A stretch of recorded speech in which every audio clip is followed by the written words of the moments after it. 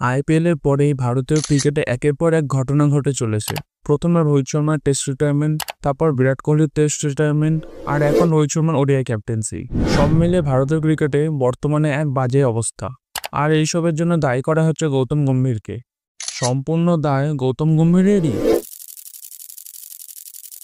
আসলে টি-20 ওয়ার্ল্ড কাপের পর থেকে বিসিসিআই চাইছিল যাতে কোহলি এবং রোহিতকে টেস্ট টিম থেকে সরানো যায়, কারণ শেষ 2 বছরে দুজনের পারফরমেন্স খুবই বাজে।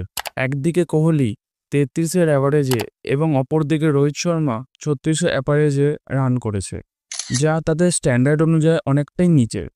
তবে বিসিসিআই সরাসরি দুজনকে বাদ দিতে পারতেন না তাদের ফ্যান ফলোয়িং এবং পপুলারিটির জন্য।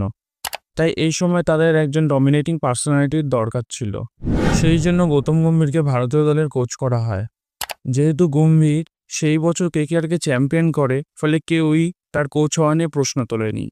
তবে এক্ষেত্রে বিসিসিআই সবথেকে বেশি সুবিধা হয় যখন ভারত, নিউজিল্যান্ড এবং অস্ট্রেলিয়ার কাছে টেস্ট সিরিজ পরাস্ত হয়। এরই সুযোগ নিয়ে বিসিসিআই দুজনের সাথে কথা বলে এবং এক প্রকার তাদের রিটায়ারমেন্ট নেওয়ার জন্য বাধ্য করে এবং ফ্যানদের কাছে গম্ভীরকে ভিলেনে পরিণত করে।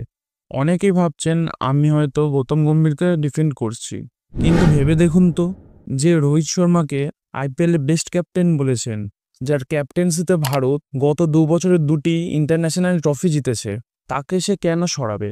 এছাড়া কোহলির সঙ্গে তার কিছু ঝামেলা থাকলেও গম্ভীর অন্তত এইটুকুনি জানে কোহলি টিমের জন্য কতটা প্রয়োজনীয়। আপনাদের মতামত কমেন্ট করে জানান এবং ভিডিওটি ভালো লাগলে একটি করে লাইক করে দিন।